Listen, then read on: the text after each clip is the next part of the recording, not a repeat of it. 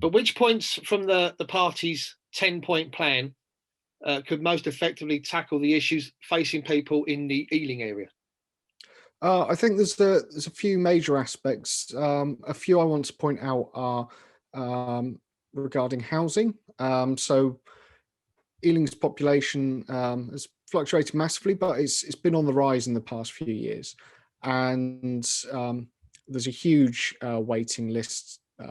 Tens of thousands of people on the council waiting list to try and find homes, and we've had this shocking situation across London, but also across the country, where I was reading about an example of some young lad that had to make a horrendous, something like 75-mile trip. That was one way, over 150-mile round trip journey to go to school every day because his family could not be found accommodation within the city that he went to school with, and with which his friends and family, the rest of his family must live.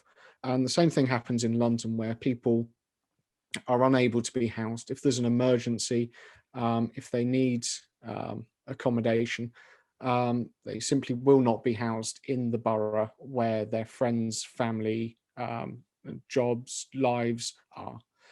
And so that's a huge issue. But the current, I'm reluctant to call it a solution to that issue, is to build massive high-rise developments and call these affordable homes. The reality is these are not affordable homes. They're not affordable for normal people. There's a lot of these developments that are segregated, so they'll have pour doors. So if there is social housing in there, which typically makes up less than a third, if that, in these developments, the people in social housing provided by the council will be ushered in through the back door, not to mingle with the people that are investing, generally not buying to live in these houses. These are generally sold as investment opportunities. So we need to look at affordable, sustainable, sensible development that actually benefits ordinary people.